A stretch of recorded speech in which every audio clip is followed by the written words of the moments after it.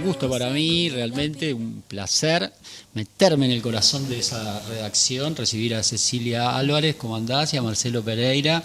¿Qué tal? Buen día. ¿Cómo están? Buen día y bienvenido, aunque ya llega tarde, pero al aire también bienvenido, Guille, y gracias por estar acá. No, muchas gracias a ustedes por recibirme. Es verdad, son ustedes los que me tendrían que dar la bienvenida a mí. Es cierto, porque yo soy el conductor invitado. Le recordemos, por si alguien todavía no se dio cuenta y no sabe qué pasó con Martín. Martín está bárbaro, está de licencia, está gozando, está disfrutando y va a volver en 2 semanas. Yo estoy completando mi primera semana y bueno, como siempre los viernes tratamos de despuntar de alguna manera algunas noticias que se van a profundizar en el día de mañana, en la edición papel o en la edición digital de la diaria Fin de Semana. Y bueno, ¿por dónde empezamos a disparar? Quizás con la tapa de hoy, ¿no? Que tiene que ver con el caso Conexión Ganadera, que es la punta de un flagelo, ¿no? De uno de los delitos que más crece en los últimos tiempos en Uruguay, que es el delito de la estafa, y que es uno de los delitos que más preocupa en muchas partes del mundo, ¿no? Cuando se habla, intercambian entre las diferentes policías del mundo, ya dicen, no, ya por ejemplo, el robo en la calle ya no es tan importante, lo más importante ha pasado a ser la estafa, porque la estafa se habla de la gran estafa como esta, o de la microestafa. Pero bueno, es un poco así, ¿no? Es como la realidad que viene cambiando. Sí, por supuesto, es un delito que en realidad tiene menos riesgo personal, puede ser más redituable, tiene penas más bajas. Es un tema de conducta. No hay violencia física. Económicamente racional por parte del delincuente. Yo me acuerdo hace muchos años había un programa argentino que iban a las cárceles y hablaban del tipo de delito más habitual de cada nacionalidad. Y decir, los uruguayos en general por estafa, en Buenos Aires. Mirá, éramos famosos allá en las cárceles, sí. Ya teníamos, estábamos en pioneros, como en otras cosas que hemos sido pioneros. Sí. Bueno, mirá también por ahí. Pero este caso aparte es muy emblemático, ¿no? Porque una empresa que ya tenía más de 2 décadas trabajando en un área que es fundamental para la economía de nuestro país y que venía con mucho aval y mucho reconocimiento de su trabajo en distintas áreas. Entonces, este tema obviamente va a estar mañana en la edición de Fin de Semana. Vamos a ir un poco a buscar valoraciones tanto de damnificados, de los abogados que han intervenido en el proceso, de lo que significa en sí esta imputación, que es el comienzo, ¿no? de un juicio que va a ser largo, pero que bueno, que ya se determinó medidas cautelares. Bueno, vimos que Pablo Carrasco va a estar con prisión efectiva. Entonces, bueno, la idea de mañana sí es un poquito dar cuenta de qué valoración hacen los principales actores involucrados en este proceso de lo que significa el fallo de ayer. Sí, es un modelo de estafa que era muy atractivo para esa gente que jamás vio una vaca, pero que de alguna manera, como decías vos, Cecilia, es parte del serno uruguayo, el campo, el ganado, la exportación. Y bueno, era una manera de invertir en algo. No sé nada de vaca, pero tengo mis vacas, porque un poco se vendía eso, ¿no? Eso da plata, esa es la noción de que, bueno, tenés vacas, tenés plata. Exactamente. Y bueno, y además la otra cosa que favorecía era la falta de control, ¿no? Bueno, ahí hay todo un ángulo a revisar, ¿no? Dentro de todo ese periodo de tiempo, en el caso de Conexión Ganadera, que fue como la impulsora de este modelo, 20 años, ¿no? Y con mucho prestigio, ¿no? Y con sus 2 principales socios, tanto Basso como Carrasco, que eran tipos muy reconocidos en su rubro. Siempre que se hablaba de ellos eran personas intachables, expertos en cada uno en lo suyo, en lo financiero y en lo del manejo del ganado. Y Carrasco incluso tenía micrófono todas las semanas en la tertulia del Espectador y daba lecciones de moral y de vida, ¿no? Era esa gente como eran ejemplos a seguir para muchas personas, ¿no? Sí. Y resultó, viste, que Carrasco en portugués quiere decir verdugo, ¿no? Ah, mirá, no sabía, era un dato, Marcelo. Resultó un Carrasco de los fondos ajenos. Bien, y otro de los aspectos de la edición de mañana también tiene que ver con ganado. Tiene que ver con ganado también, sí. ¿No? Estalló esta semana. La diaria agropecuaria. Fue exactamente. No hay suplemento, ¿no? Específico agropecuario. Todavía no. Hay intenciones. Bueno, lo podemos impulsar. Lo podemos impulsar desde acá, desde este micrófono. Pero bueno, venía tranquilo el rubro agropecuario y estalló por una decisión del ministro Frati que sonó intempestiva, pero sonó intempestiva porque él mismo dijo que no había consultado a nadie, entre otras cosas, ¿no? Y que despertó una polémica, ¿no? Tanto por un lado con actores económicos, que son los que se advierten como directamente involucrados, pero también a la interna del gobierno, ¿no? Hay una situación vinculada a la industria frigorífica y a las fuentes laborales en la industria frigorífica actualmente, que Frati da a entender que esa es la principal justificación de esta medida. Luego, en la conferencia anuncia que algo que se había dicho en su momento, que esta era una suspensión temporal, pero que el lunes, en el primer comunicado del Ministerio de Ganadería, se advertía a los productores que no estaba abierta la posibilidad de presentar los permisos. Después, en la conferencia de prensa, aclara que sí, que se pueden presentar permisos, que va a definir el Ministerio de Economía y también en la órbita de Presidencia. Pero bueno, mañana nos vamos a meter para tratar de entender qué significa esta medida, para tratar de entender también si es significativa, porque hay muchas especificidades en el rubro agropecuario, en la exportación de ganado en pie. Esto es específicamente para el ganado en pie de faena inmediata, y ahí se puede empezar a achicar, digamos, el universo al que aplica. El faena inmediata, nomás para hacer un apunte, quiere decir el bicho que ya está pronto, gordo para faenar y que no tiene que no tiene que ir al campo a crecer en edad o en kilos, exacto, etcétera, etcétera. El que está a punto. Lo están esperando en el puerto de destino con la faca para... Exacto. Y bueno, y desató una polémica parlamentaria, y ahí hay un fenómeno que a mí me parece por lo menos interesante. Marcelo y Cecilia, ustedes tienen más experiencia que yo quizás en lo parlamentario, pero bueno, el fenómeno de el agrolegislador, ¿lo puedo llamar así? ¿Está bien? Y dos actores que saltaron de forma muy furibunda contra el ministro Frati, uno, cada cual en su estilo, uno con un estilo más apocado y más conciliador, el otro en el estilo que le conocemos, que hablamos respectivamente de Sebastián da Silva, el senador del Partido Nacional, y de Bordaberry, ¿no? Pedro Bordaberry, el senador del Partido Colorado. ¿Hay un lobby agropecuario desde el Parlamento? Es una pregunta que a mí me surgió en mi cabeza, ¿no?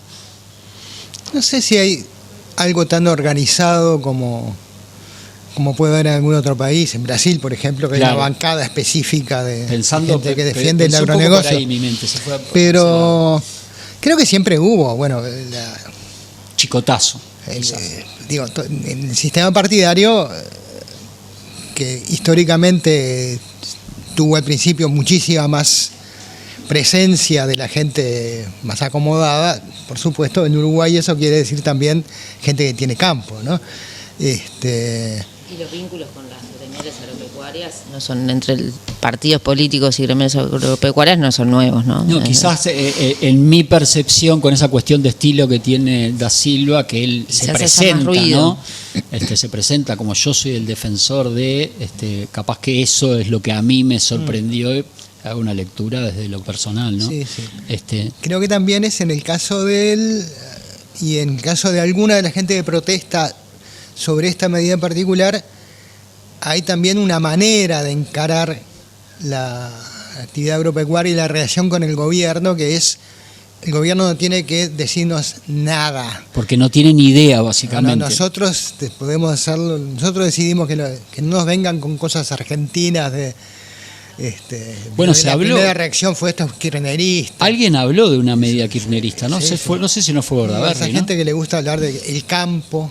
El campo se personifica después resulta que el campo es algo tan grande, termina siendo Sebastián da Silva, yo qué sé. Bueno, sí, obvio. Hay un largo trecho entre el campo y Sebastián da Silva. Y minimizar la figura de Frati, ¿no? Como que se le apuntan los torpedos a la supuesta sapiencia de Frati, el ministro de Ganadería, sobre campo, ¿no? Si sabe o no sabe. Sí, como yo no sé, no opino sobre el asunto, pero lo que sí me da para ver es que, bueno, en realidad da la impresión de que la medida no es tan trascendente en sí misma, es una pequeña cantidad de ganado en realidad la que afecta, me parece, y que hay algo mucho más de decir que no se meta el Estado en lo que yo, que soy el dueño de la tierra y de las vacas, hago con lo mío, ¿no? Que no me diga si puedo hacer esto o no puedo hacer aquello. Pero seguramente igual la polémica queda instalada y va a seguir, porque también hay visiones que dicen, bueno, se presenta la situación laboral en la industria frigorífica como el problema a resolver, y por otro lado se dice que esto tampoco va a solucionar ni inmediatamente ni en un corto plazo la situación de los más de 1.500 trabajadores que están en seguro de paro en la industria frigorífica. Por lo mismo, porque es poco ganado, ¿no? O sea,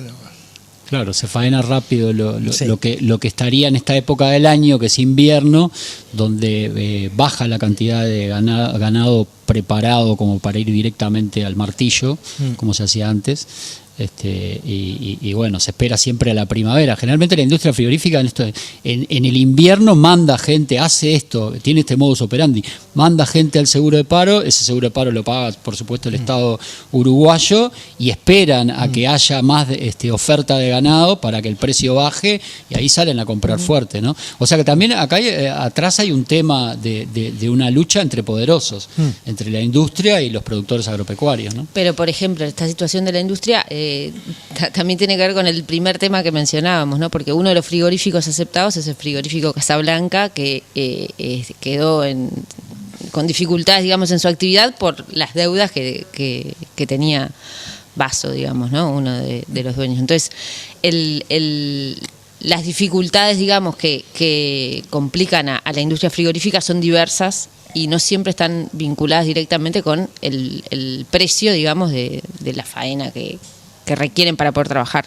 ¿Y qué piensan de la acusación que también se deslizó, que esto es un tema porque la industria frigorífica está en manos de brasileros y nosotros hacemos lo que Lula nos dice? O el gobierno hace lo que Lula nos dice. ¿Tiene asidero? ¿Tiene algo razonable atrás? Yo creo que la motivación viene por algo que le preocupa hace tiempo al ministro Frati, ¿no? Que bueno, que él en campaña electoral decía, no me gusta que nos vayamos a convertir en una estancia turca, no planteaba ninguna medida drástica en relación a la exportación de ganado en pie, pero sí lo veía como un problema. Los números del primer semestre indican que venía aumentando, digamos, la exportación de ganado en pie en relación incluso al año pasado, y de alguna manera se busca tomar alguna reacción de tomar control sobre esa situación y poner un freno, entiendo, para ver cómo se va a desarrollar esto, y también, me imagino, iniciar un diálogo a la interna del gobierno de cómo regular de alguna manera esta actividad, si hay margen para la regulación, que es lo que está reivindicando, digamos, el Ministerio de Ganadería. Le apuntemos a esa polémica interna que hay. ¿Cómo la leen ustedes? Tendría que haber consultado Frati. Yo la verdad que no sé operativamente si un ministro del rubro para tomar una decisión de este tipo, Odone dijo que no tenía por qué consultarlo, ¿no? Pero enseguida marcó, se puso del otro lado del mostrador, ¿no? Hay una tensión, hay un conflicto ahí, más allá de la diferencia de opiniones, ¿no? Yo creo que siempre hay algún nivel de tensión entre los ministerios que tienen que impulsar algún sector específico de actividad y el Ministerio de Economía que supone que coordina todo eso y tiene una visión más amplia, ¿no? Puede pasar con el Ministerio de Industria mañana, o pasa con cualquier ministerio que quiere más presupuesto y bueno, desde Economía y los OPP tienen que estar viendo cómo equilibran. Ahora, no sé, me parece, si Odone dice que no tenía necesidad de consultar, ¿no? Claro, sí, obvio. Después en lo otro, yo qué sé, a mí no me parece que Lula, que está en una pulseada con Donald Trump, esté muy atento a qué pasa con los frigoríficos uruguayos, yo qué sé, ¿no? Me parece que tiene en su agenda 200, 300 temas más importantes que ponerse a incidir en Uruguay para decirle al gobierno uruguayo qué tiene que hacer con la vaca. Claro, claro. ¿Algún apunte más sobre este tema? Que les haya quedado en el tintero, y si no pasamos al otro que también fue polémico esta semana. Sí, bueno, pasamos al otro. El resto en relación a esta polémica de la exportación de ganado en pie para mañana en la edición de fin de semana. Hay que dejar algo, ¿no? Si no, no podemos decir todo acá. Claro, no. Y el otro tema que estuvo esta semana fuerte en la agenda y que va a seguir la semana que viene seguramente, es la negociación del Poder Ejecutivo con el consorcio de privados por el proyecto Neptuno. El plazo para el que se había marcado el Poder Ejecutivo de los 90 días termina el 24 de julio, la semana que viene. Y bueno, esta semana sí se avanzó en las negociaciones y hoy aparentemente ya el gobierno en conferencia de prensa va a confirmar que descarta el proyecto Neptuno y dirigiría, digamos, todo el acuerdo con los privados a la construcción de otra planta en otro lugar. Sí, vamos a estar con eso también, ¿no? Claro, hoy vamos a tener, atrás de los títulos que tuvimos ayer, quizás un poco más de información, porque es como que no se sabe mucho. Yo leía hoy hay un extenso artículo también en La Diaria sobre el tema, con repercusiones, sobre todo las organizaciones sociales celebrando lo sucedido, celebrando que no se haga en el Río de la Plata. Pero ahora viene otra etapa y ya empiezan algunos cuestionamientos, porque sigue interviniendo el privado en el negocio del agua, que la tesis de la inconstitucionalidad dice que un privado no puede intervenir en ninguna parte del proceso del abastecimiento de agua, que para algunos comenzaría desde que se toma la primera gota de agua de la fuente emisora y termina en el consumidor final. Y para la tesis de que esto es algo constitucional, dice que no, que en realidad es una empresa que le va a dar agua a OCE, no va a abastecer a los ciudadanos de agua, la empresa privada, sino que ella se la va a dar a OCE y OCE es la que nos va a hacer llegar a nosotros, entonces no entraría en conflicto con ese artículo de la Constitución. Sí, lindo tema para discutir hoy, ¿no? El 18 de julio, pero sí, incluso en este caso aparentemente lo que haría sería tomar agua que es un bien público, procesarla y intermediar en ese pasaje de potabilización para que OCE después la suministre, ¿no? Igual hay varios lugares del país y actividades en las que hay asociaciones con privados. El problema es quién tiene me parece a mí, quién tiene la orientación, el mando del proceso, ¿no? Porque hay casos de actividades que tienen que ver con el agua que están en manos de ese tipo de empresas en que el Estado tiene la presidencia, pero está asociada con privados. Eso pasa en algunos departamentos del país. Bueno, es una discusión. Yo creo igual la señal es buena. O sea, primero que nada, ¿no? Que esto que había quedado como el 23 de enero, la calle Pou firma la autorización. Cuando se estaba yendo ya sabía que se iba. No, pero además hubo varios pedidos de que no lo hiciera, ¿no? Un tema realmente sensible. O sea, porque sí. La calle Pou debe haber puesto muchas firmas, pero no se esperaba que pusiera esa. No, y además hay una cuestión ahí que es difícil de entender, ¿no? Porque quien era gerente general de OCE antes del gobierno de frente, Castañino, estaba con esto a principios de este siglo, muy entusiasmado con un proyecto de hacer en Aratirí, Aratirí es la del hierro. Otro tema otro que no difunto. Terminó todavía, ¿no? Sí, lo vamos a dejar aparte, pero todavía no terminó, sigue en proceso. Sí, bueno, se fue a Perú los 15 años viendo de frente, volvió a la Gerencia General de OCE y volvió con Arasatí, otra vez al mismo lugar que además se había convertido con toda en realidad la contaminación que viene de la producción en la cuenca del Santa Lucía, en un lugar privilegiado para la floración de cianobacterias. Y bueno, no, tenía que ser ahí. Es una cosa como muy rara de entender, ¿no?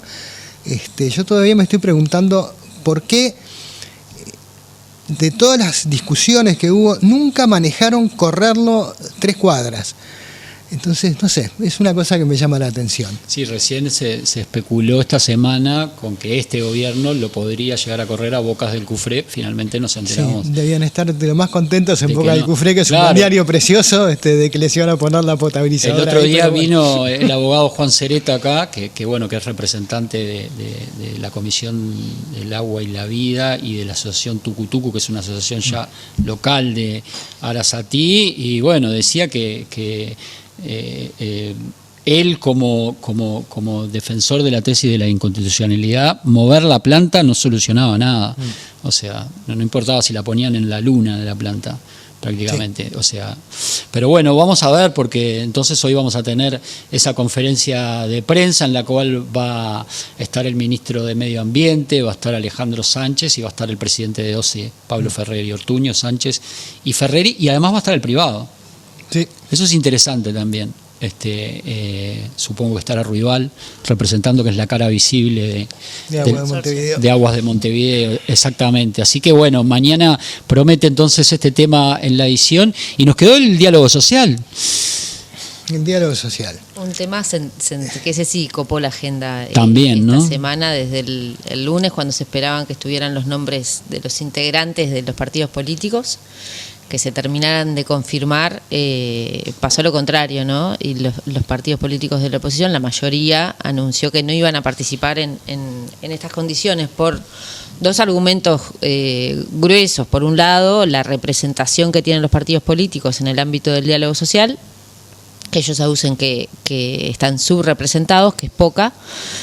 Y por otro lado, por el temario elegido, que incluye la seguridad social, y ellos entienden que ese tema ya se laudó en el plebiscito en las elecciones en el periodo pasado. Sí. Cuando en realidad, tal como está planteado, el diálogo social incluye otros temas más allá de la seguridad social, como bueno, infancia, cuidados y también la protección a los trabajadores activos, digamos, más allá también de las jubilaciones y las pensiones. Ahí hay como dos temas que motivaron después, bueno, la intervención del presidente de la República en lo que fueron las primeras reuniones del presidente directamente él, personalmente él, con los representantes de los partidos políticos. Sí, exactamente. Bueno, esa teoría de que se laudó es cuestionable, porque la gente, mucha gente lo que no votó fue esa reforma, no votó la reforma propuesta por las organizaciones sociales y por algunos sectores del Frente Amplio. No votó a favor de la ley que promulgó el gobierno, sino votó en contra de una reforma. O sea, porque se maneja mucho, ayer lo escuchaba Delgado, el 61% votó a favor de la ley. No. Votó, de ese 61%, mucha gente votó en contra de la reforma. Estamos viendo al cuerpo de Blandengue pasar por atrás, perdón Marcelo, pero me distrajo, ¿no? Es una bella imagen para nosotros, ¿no? Para tener de fondo. Es un fondo patriótico. Totalmente, hablamos de Constitución, hablamos de esta fecha tan especial, y bueno, estábamos hablando de, bueno, en aquel 18 de julio de 1830, yo no soy historiador, pero hubo algunos consensos. Acá estamos hablando de la falta de consenso, ¿no? Sí, acá además hay mucha macana. Yo creo que hay problemas de fondo en esto. Para que te interrumpa, sí. Está aquello de al gobierno ni un vaso de agua, como dijo, que es una frase que se ha reiterado mucho. Eso es de Alba Roballo. Es de Alba Roballo, además, ¿no? Cuando ganan los blancos a mitad del siglo pasado. Pero hay una sensación, ¿no? De sí, eso. Acá hay varias cosas. Primero, la coalición republicana no funciona, no tiene organismos todos, pero cuando tienen coordinan. Ahora salieron, yo no puedo creer que sea casualidad que el lunes salieron en collera uno tras el otro a decir exactamente lo mismo. Entonces, bueno, no tienen organismos, pero para lo que les conviene parece que sí tuvieran algún organismo no visible, ¿no? Porque acá hay un libreto. No puede ser casual que salgan en orden a decir que no van todos por el mismo motivo, cuando además hacía unos pocos días estaban yendo. les presentan hace tiempo la hoja de ruta famosa. Había nombres. Les dice, bueno, van a ser tantas personas. Salen con esto, la subrepresentación, pero tanto da que haya 1 o 50. Si querían llevar 50 personas, si no van a votar. Y el rechazo a que haya organizaciones sociales, ¿no? Sí, eso también, hay un tema también manifiesta algo, ¿no? Sí. Cuando además no tiene mucha coherencia, porque cuando estos partidos gobernaban, hace muy poquito, y hubo que legislar sobre seguridad social, lo primero que hacen es armar un organismo con presencia de organizaciones sociales, que después le mandan unas recomendaciones, en ese sí votaban, y en ese sí tenían ellos 8, y el Frente tenía 3, pero bueno, contale desde el punto de vista de ellos que tenían además a Lonascu y al PCNT, 5, pero igual eran 8 del otro lado, más los industriales, más los empresarios. Y bueno, después eso va al Ejecutivo. El Ejecutivo es el único que puede proponer proyectos en esto, es iniciativa privativa. Y después va al Parlamento, donde ahí sí, cada uno tiene sus votos, la representación cuidadosa que le dé el sistema electoral a cada partido, y bueno, harán pesar sus votos y seguramente tendrán que negociar, como ha pasado con todos los proyectos. En el Senado, Frente Pueblo Pro lo que quiera, en diputados tiene que negociar. Entonces, el tema de cuántos son me parece que es como un poco infantil. Y después hay 2 cosas más. Uno, esto de que te digan, de este tema no se puede hablar. Hablando de la ley aprobada, no se puede ni siquiera discutir. Pero, perdón, hubo elecciones. Entonces, la gente gobernaba, no gobierna más. El partido que gobierna es el que decía, no estoy de acuerdo con esta ley. Entonces, que no puede decir, ahora que la gente lo prefirió, no puede decir yo quiero cambiar esto. Es una idea un poco rara. Es decir, ya se votó. Y después el plebiscito, por favor.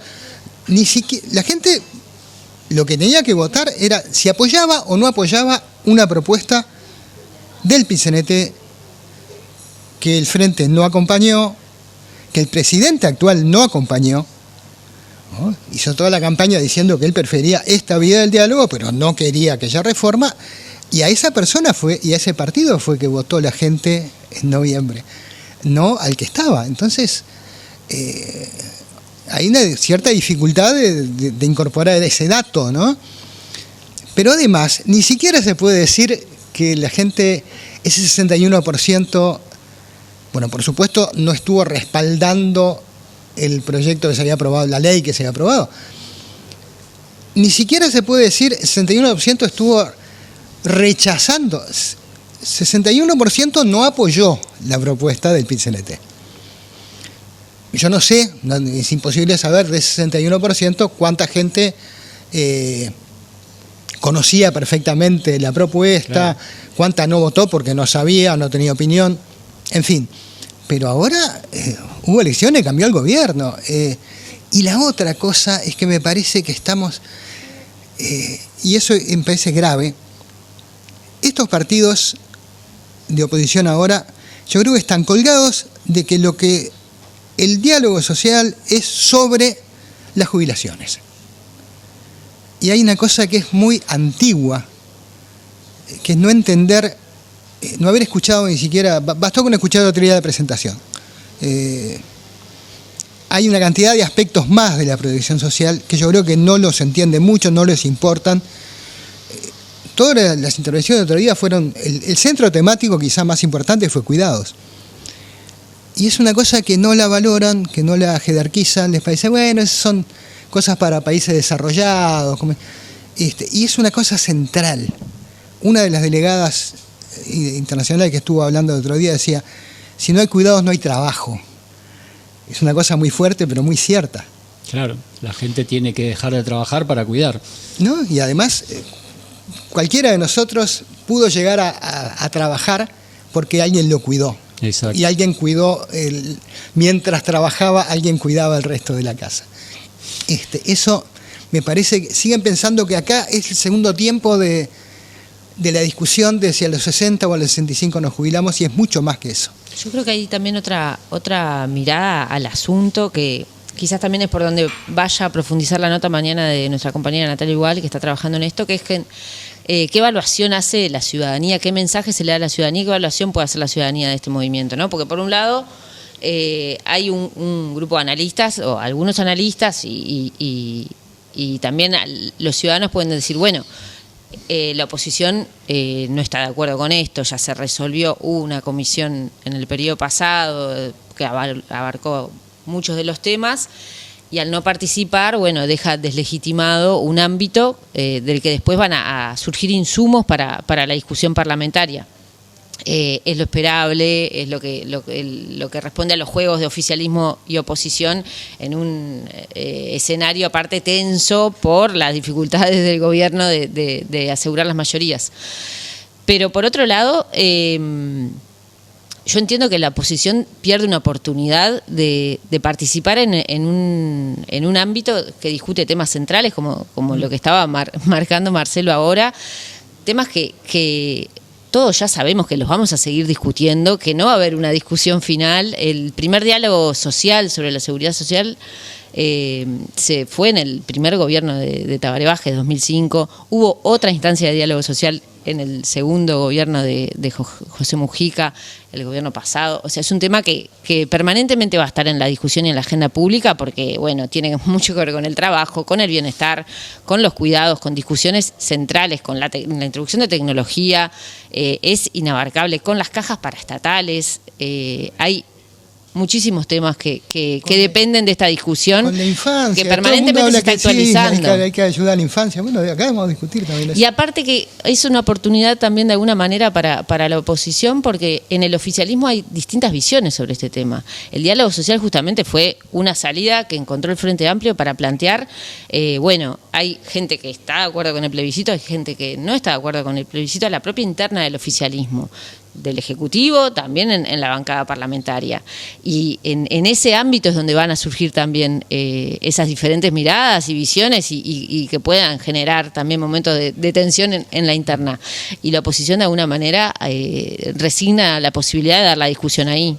Bueno, promete la edición de mañana. Yo me pediría una ronda de café, los invitaría con el café de la casa y me quedaría hablando 3 horas más, pero bueno, tenemos otros invitados, El tiempo es tirano. Nunca se dijo esa frase, ¿no? Pero, la primera vez que la no, escucho. se me acaba de Siempre ocurrir. claro, Pereira, siempre tiene una forma de expresar lo que todos pensamos. Luminoso. Bueno, Cecilia, Marcelo, muchas gracias y bueno, mañana esperamos recibir entonces esa edición, tanto en digital como en papel, la diaria fin de semana con todos estos temas. Gracias de nuevo a los dos.